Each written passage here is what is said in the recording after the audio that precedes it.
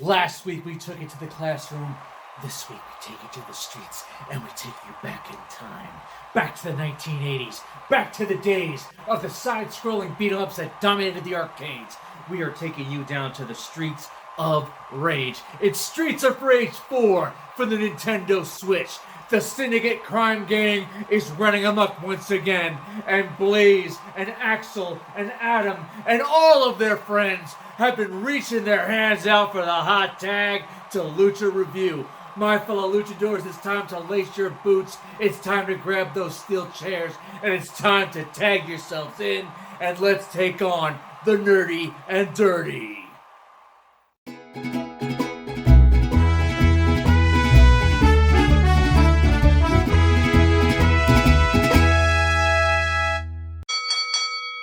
I wasn't a big Sega fan growing up, but when Streets of Rage 2 debuted on the Genesis, my head turned. By then, the side-scrolling beat-em-ups were bowing out to the one-on-one fighters. However, Streets of Rage 2 looked like it would be the genre's last great title before Mortal Kombat took over the world. On the surface, Streets of Rage 2 looked like a bargain basement final fight, as the characters were similar while the graphics were inferior. Even the story was similar. Beat the street gangs, funded by the evil millionaire. Thing is, though, once you press that start button, you were sucked in. It was easy to play, it had a good pace, but above all, it had one of the best soundtracks on a 16-bit console. The game's music sounded like Frank Zappa jammed with the CNC Music Factory, and while you were busting people up with a fucking lead pipe, you were bobbing your head. Also helping this game was its silliness, because out of the 8 levels in Streets of Rage 2, only one of them took place on an actual street. You also had Bridge of Rage, Pirate Ship of Rage, Disneyland Parking Lot of Rage, Foggy Cave with an Alien Nursery of Rage, Stadium of Rage where you can do baseball, Freight Elevator that takes you 2 miles underground of Rage. You get the idea, and while it was ridiculous, it was still fun to play.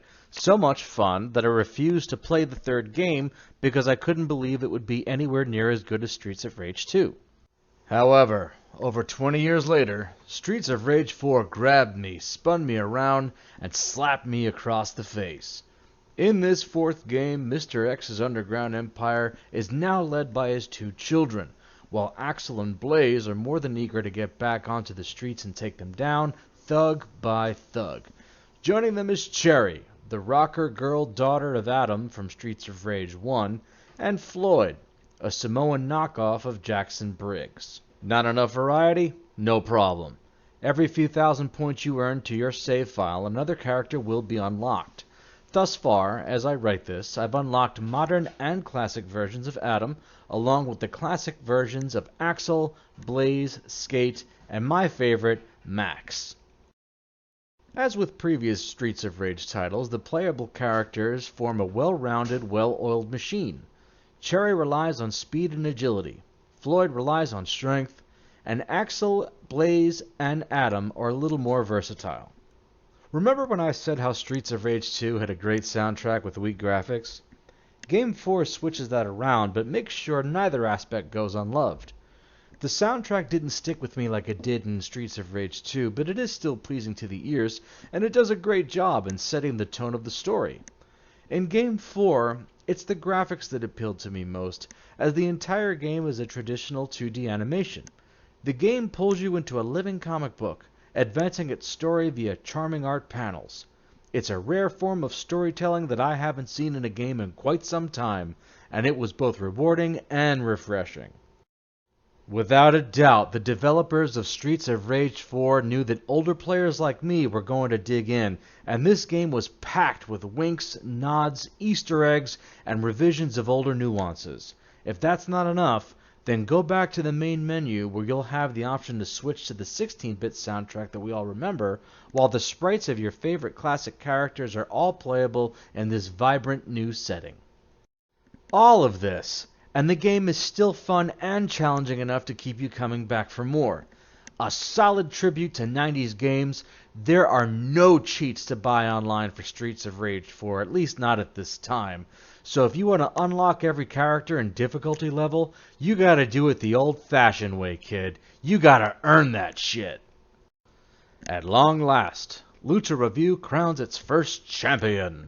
Streets of Rage 4 is a visually stunning salute to the beat-em-up games we loved in the arcades as kids.